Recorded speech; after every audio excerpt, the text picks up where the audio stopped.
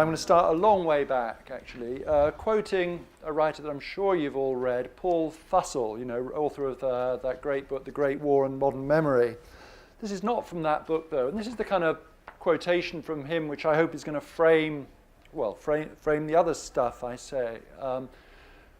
This is what Fussell writes. He says that for the sensitive and highly literate especially, each modern war becomes harder to fight than the one before because of the constant augmentation of anti-war writing. So it gets more and more difficult to fight every war because of the volume of anti-war writing.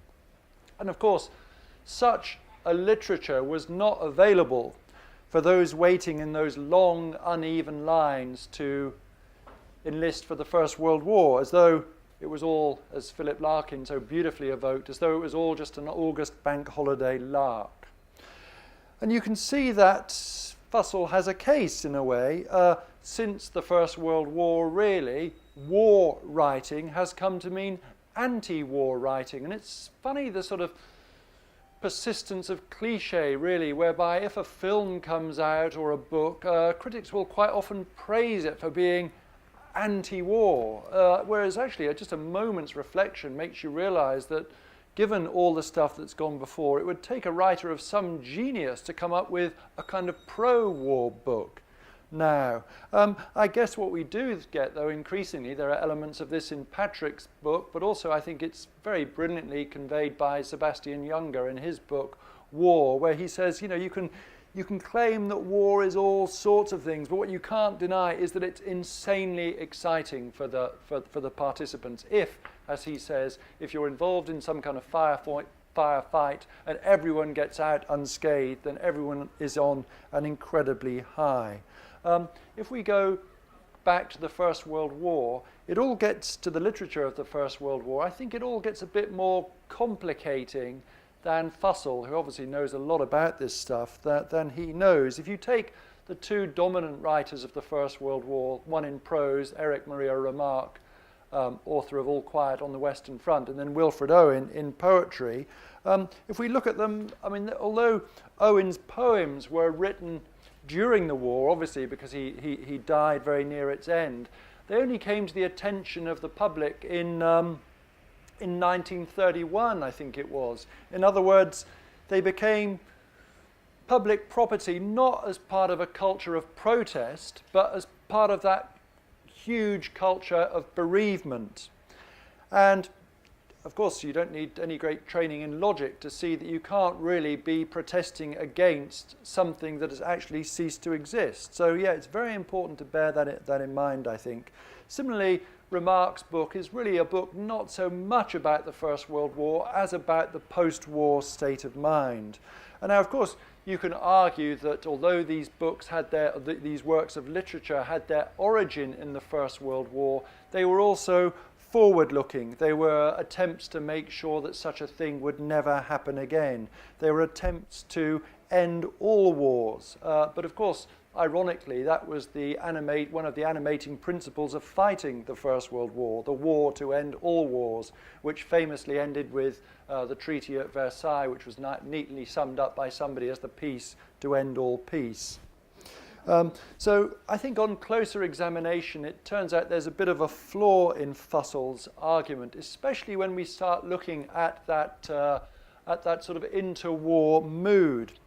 I mean, George Orwell pointed out that after the armistice, the anti-war mood was such that even the men who'd been slaughtered were held as being in some way to blame for their own deaths. Christopher Isherwood, born a year after Orwell, there's a nice line from him. We young writers of the middle 20s were all suffering more or less consciously from a feeling of shame that we hadn't been able to take part in the European war.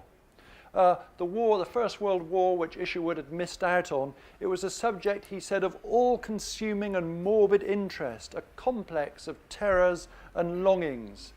So what happened, I think, for the Orwell-Isherwood generation, they became conscious of the vastness of the experience they'd missed. And one of the attractions of joining up for the Spanish Civil War, Orwell claims, is that it was so like the Great War. Philip Toynbee, a veteran of the Spanish Civil War, he recalls that Owen's poems, and I quote, produced envy rather than pity for a generation that had experienced so much. And he remembers, as someone I think in the 1920s, he remembers murmuring the word Passchendaele in an ecstasy of excitement and regret. Even in our anti-war campaigns of the early 30s, this is Toynbee again, we were half in love with the horrors we cried out against. So that's a bit of context, but then we can enlarge the context still further by quoting from a book that was written in the period between the two world wars and which came out during the Second World War, Rebecca West's great book, Black Lamb and Grey Falcon. And she addresses near the end of the book the fundamental problem, which is, she says, only part of us is sane. Only part of us loves pleasure and the longer day of happiness and wants to live to our 90s and die in peace in a house that we built that shall shelter those who come after us. The other half is nearly mad. It prefers the disagreeable to the agreeable. It loves pain and its darker night despair and wants to die in a catastrophe that will set back life to its beginnings and leave nothing of our house save its blackened foundations. I think it's one of the really great observations there. And I mean, I think it's so true. I mean, how else to explain that extraordinary footage which crops up in all documentaries of one of the rallies quite late in the Second World War, when I think it's Goebbels addressing the German people saying, do you want total war? And they, of course, all say, yes, we do, even though this is going to result, by then it's quite obvious, in the complete destruction of their country. Without some sort of acknowledgement of what Rebecca West says, it's very difficult to get any sort of grip on that, what seems a kind of mass hysteria. But also I think we can bring it down also to the level of the individual soldier about to enlist. Maybe not in the same way that they did in 1914, but I mean really people tend to enlist they tend to enlist in the belief that they're defending justice, freedom, their country from invaders, terror, or whatever it might be. It's very rare that people actually willingly sign up for some sort of attack. It's always in defense. And people become disillusioned, but in a way they become disillusioned for the progress of any kind of war tends to be pretty well established now, I think. And soldiers who signed up very willingly get disillusioned for pretty much the same reasons. They find out that actually even something that is very morally clear-cut becomes ethically complicated because among the casualties won't just be the bad guys, as Americans like to call them, but will inevitably be women and children.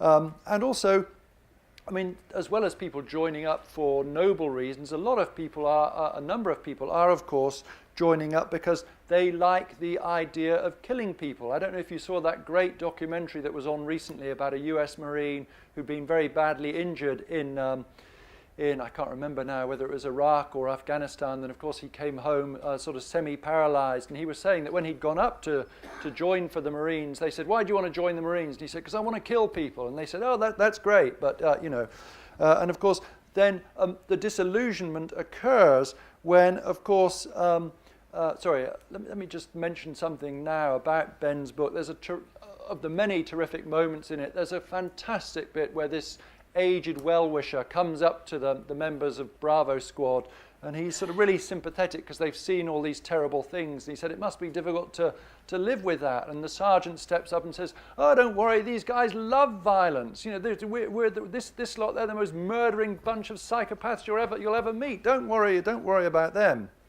And what happens, I think, is that the other form of disillusionment is people know that there's a good chance of getting killed or injured during a war, but when it starts happening to your friends and colleagues, then inevitably a change occurs. I guess the archetypal thing in the popular imagination for this, it would be Ron Novak as played by Tom Cruise in Born on the 4th of July, and there's that. But I think we need to set that disillusionment in the context of what I think is the key scene in the film, where Tom Cruise is getting drunk, he's paralyzed, and he's in a bar, and he's sort of creating a scene, and there he meets another Marine who says, you keep quiet. I was a combat Marine in Iwo Jima, and I'm, so you can stop your whining and belly aching, all this kind of stuff.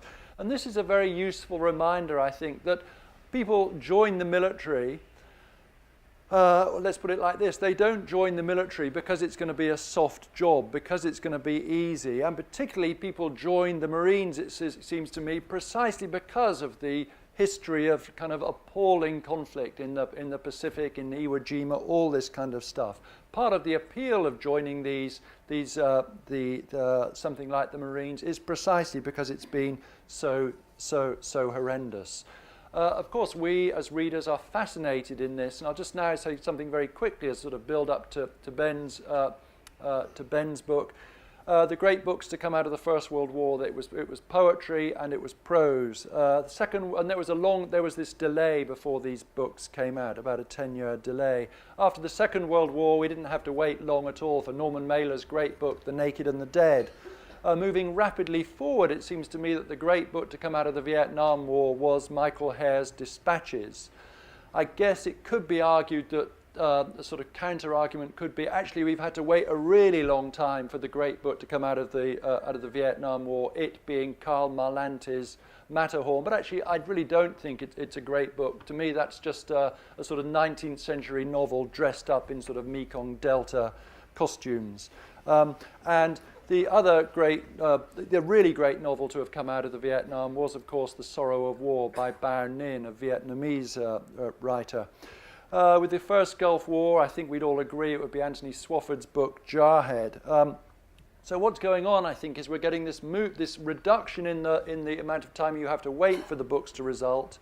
And also you get a shift from poetry in the novel to, well, let's say to memoir. And what's happening now with the Iraq and Afghanistan wars is that we've got this incredible, really, really rapid emergence of reportage of the highest quality. Of course, these aren't the first wars to have generated reportage. We can go back to the Second World War with Alan Moorhead, whose great book, Eclipse, I believe, is still in print, and also to Martha Gellhorn's war writing. But really, I mean, the stuff that's coming out now, and we've got to be honest, it's all American for all sorts of reasons that we could go on to discuss later.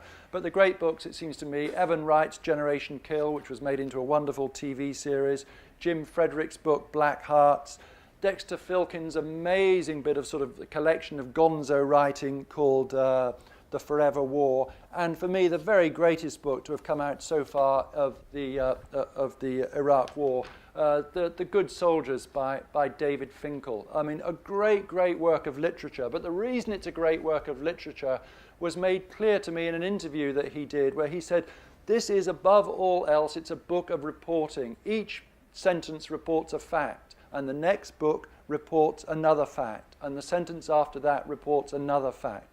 And it's because of that fidelity to the job of reporting, I think, that it becomes a great work of literature, not because he set out to write some book with lovely sentences, all of which meant that I was in no hurry at all. I certainly wasn't waiting for the great novel to come out of Afghanistan and Iraq. It seemed to me entirely superfluous. Who needs it? I thought. And then I read Ben Fountain's book, Billy Lynn's Long Half-Time Walk. Thank you so much.